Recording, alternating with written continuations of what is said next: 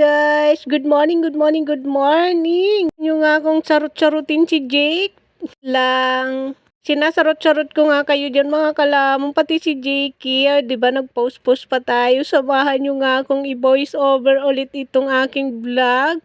Papunta nga ako sa labas niyan. Wala lang, gusto ko lang lumabas at bumili ng buko ni Misha.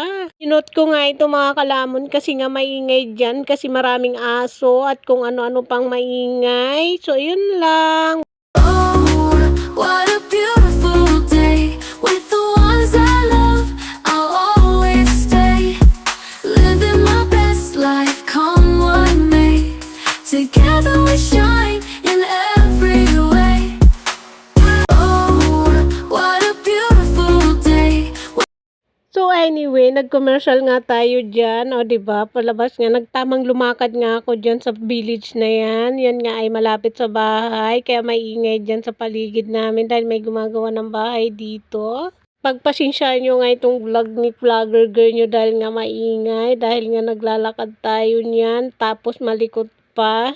Nakakuha tayo ng konting vlog kasi nga wala nga akong ganap for this video mga kalamon. Ayan nga, tamang lumakad na nga lang talaga ako dyan palabas ng gate, pero ang ending bumalik agad ako dahil nga walang buko kasi linggo nga kahapon. Ngayon ako lumabas ng bahay nga daw natin dyan yung yung school malapit dito sa amin. Ewan ko kung ano yinayaw-yaw ko dyan. Yaw na nga lang niya si kalamon nyo. Yan nga daw ay favorite place namin ni vlogger girl nyo. Ako nga talaga kayo sa paglakad ko kahapon. Wala lang kasi nga linggo kahapon. Pahinga day. Pahinga day. Ang narinig nyo, mahirap din kasi ang mag-vlog, lalo na kung mag-voice over, saka mag-edit. Masakit nga sa kamay at lalamunan. Wala pa nga tayong kinikita, nahihirapan na tayo, parang gusto ko nang ihinto ito. Nga ito nga i-vlog ko nung nakarang araw na nagpapakain nga ako kay Soto at Misha at Jakey. Siya nga ay tamang taray nga dyan sa dalawang kapatid niya. Nandito ulit tayo sa commercial.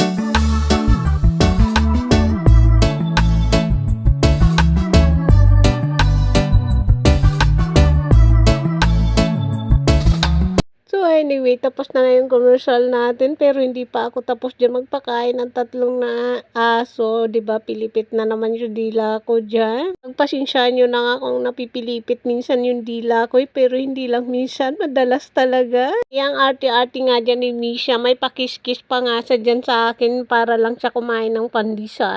O, diba, kumain nga siya dyan, pero nga, linapag ko dyan sa sa upuan, pero ninakaw nga yan yung jiki nyo. Minsan nga lang yan kumain ng pandesal, yung tatlo na yan, hindi ko naman sila madalas binibigyan. Kung gusto ko lang kumain, saka lang sila makakakain. Pero sila lang talaga nakaubos niyan binili kong 20 pandesal. Kasing dalawang yan, si Jik saka si Soto, mahilig talaga yan sa tinapay. Kahit anong tinapay ibigay mo dyan, kakainin nila. Anyway, ganun pa man, salamat sa Diyos dahil healthy naman itong mga alaga ko at wala silang sakit. Simba ko lang, wag lang silang talagang magkasakit dahil mahirap silang dalhin sa vet. Wala pa naman kaming sasakyan. Nakapag malaking aso, ang hirap-hirap talaga siyang dalhin sa vet. Kailangan mo talagang maghanap ng ng pupunta sa'yo na vet. Mahal nga lang. Talaga, kung mahal mo talagang mga alaga mo, gagawa ka talaga ng paraan. Nila wala naman madaling gagawin, kundi talagang paghihirapan mo. Kaya ka nga nag-alagang aso dahil mahal mo, paggagastusan mo. Kasing tao yan,